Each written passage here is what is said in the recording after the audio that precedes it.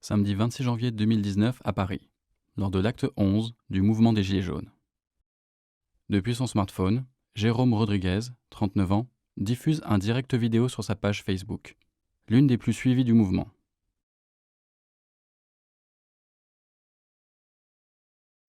À 16h38, il se trouve au milieu de la place de la Bastille, où plusieurs cortèges de manifestants se sont rejoints.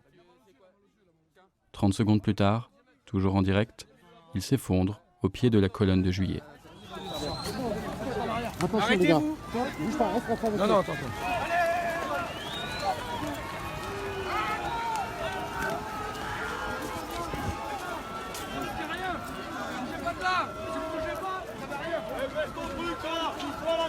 Reste ton truc.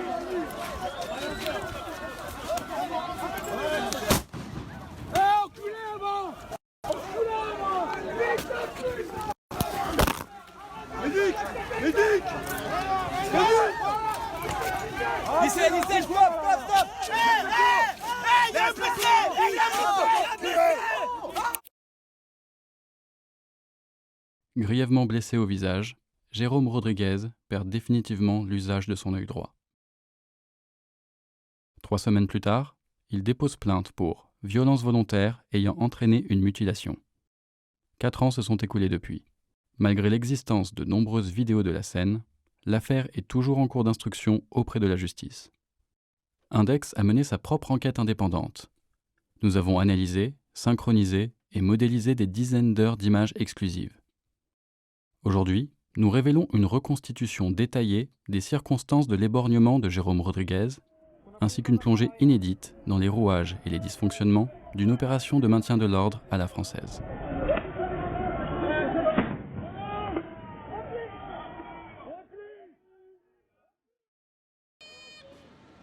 Ce 26 janvier 2019, en milieu d'après-midi, les forces de l'ordre sont disposées sur tout le périmètre de la place de la Bastille. Elles contrôlent l'accès et la sortie des manifestants. La situation est tendue à l'intérieur de la place. Les policiers font usage de gaz lacrymogène et procèdent à des charges pour effectuer des interpellations.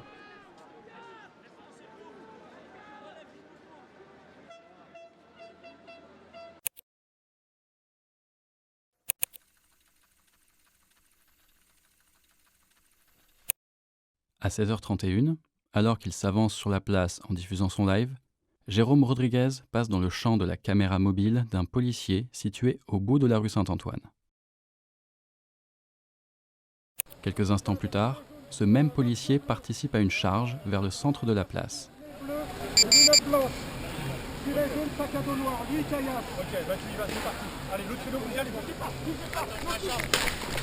Lequel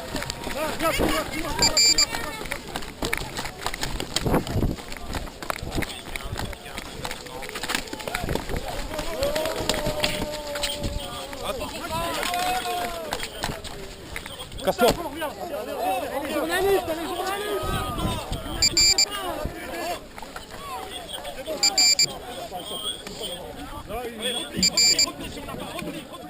La charge n'aboutit à aucune interpellation. Les policiers se replient vers leur position de départ. Témoin de cette charge, Jérôme Rodriguez multiplie les appels à quitter les lieux, aussi bien dans son live qu'en s'adressant directement aux manifestants sur la place. Ça se passe super bien. Là, les jaunes, faut qu'ils partent. Ça charge. Faut que les jaunes y partent. Putain, ça se passait super bien. Faut que les jaunes y partent. Jérôme Rodriguez s'avance ensuite vers le centre de la place. Lorsqu'il arrive au pied de la colonne de Juillet, la situation semble revenue au calme. Non, bah je sais pas, moi je viens d'arriver, je sors du travail. Michel, on défoncé. Partez de là, partez la République. Je l'ai attrapé, je l'emmène avec moi. Pendant ce temps, des policiers situés à l'angle du boulevard Bourdon s'apprêtent à effectuer un bond offensif. Ils ont pour objectif d'interpeller un individu identifié comme ayant jeté des projectiles. À 16h38 et 21 secondes, le bond est lancé. Une escouade de la BAC part la première en courant, suivie par 2 unités des compagnies de sécurisation et intervention, ou CSI. Au total, une 50aine de policiers sont envoyés à la charge sur la place de la Bastille. avec pour ordre apparent d'interpeller un seul individu.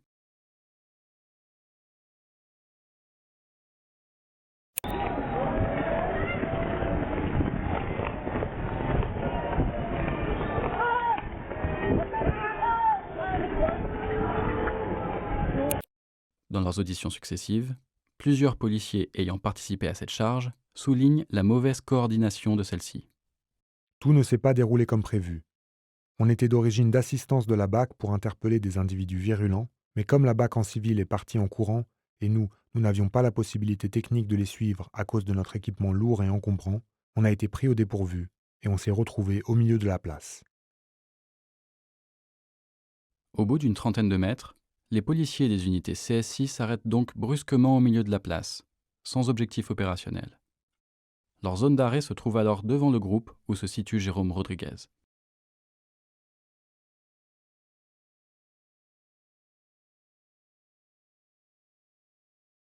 L'un des policiers de l'unité CSI 92, Brice C., a sorti préventivement une grenade à main de désencerclement.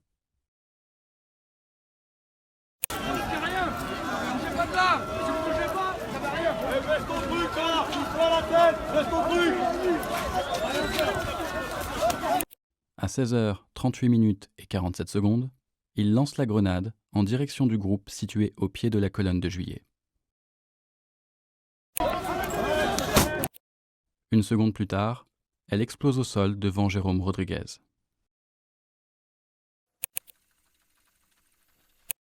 Une vidéo tournée au téléphone portable par un manifestant permet d'observer le lancer de grenade en détail.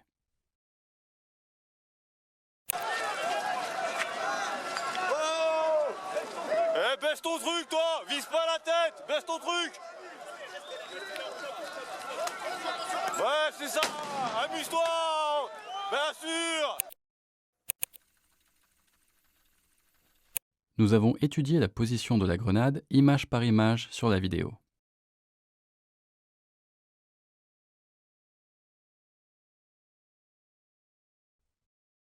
En triangulant ces données avec celles issues de deux autres vidéos où le lancer est observable, nous avons pu reconstituer la trajectoire précise de la grenade dans le modèle 3D.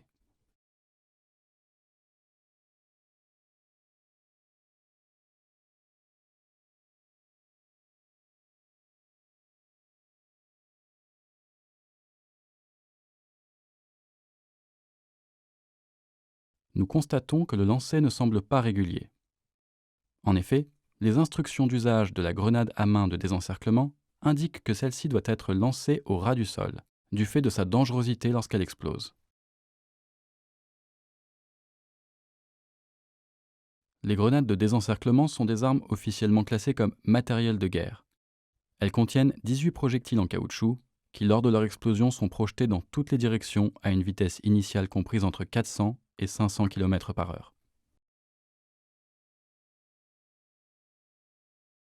Toute personne située dans un rayon de 15 mètres du point d'explosion de la grenade peut être violemment impactée par un ou plusieurs projectiles.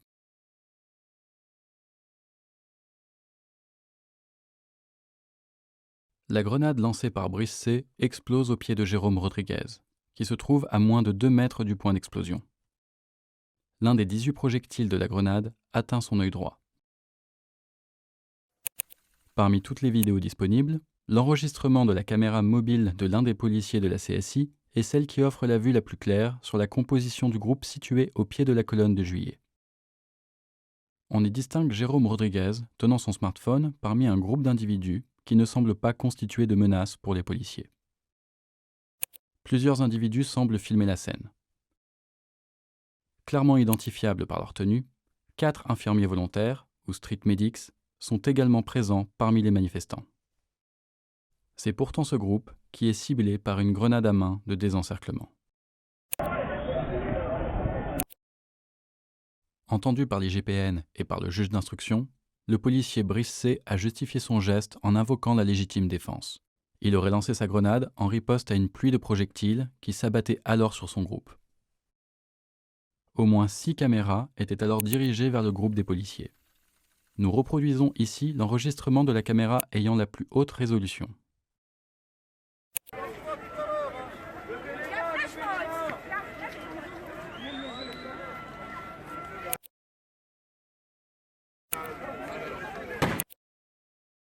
ni ces images, ni celles issues des autres vidéos ne permettent de distinguer un seul projectile qui aurait atteint le groupe des policiers durant les 7 secondes qui précèdent le lancer de la grenade. En comparaison, une autre vidéo montre un groupe de policiers pris à partie par de nombreux jets de projectiles, plus tôt dans l'après-midi, toujours au pied de la colonne de Juillet. Les projectiles qui les atteignent sont distinctement visibles sur les images.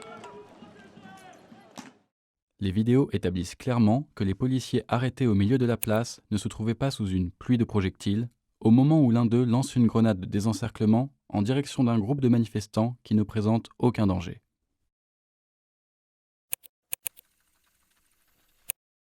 Le témoignage de Brice C., auteur du lancer de grenade, n'est pas le seul à être formellement démenti par l'analyse détaillée des vidéos de l'incident.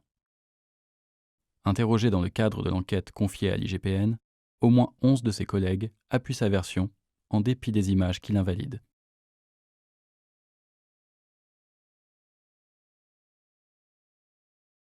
L'incident ayant causé la mutilation de Jérôme Rodriguez ne constitue pas un cas isolé. Depuis 2016, au moins 10 personnes ont été éborgnées par une grenade de désencerclement. Plus de 400 autres ont été blessés, dont 17% à la tête.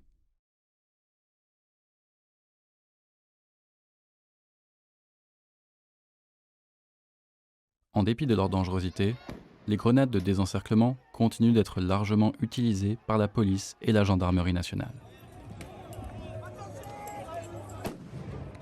La France est le seul pays en Europe à utiliser des grenades explosives pour le maintien de l'ordre.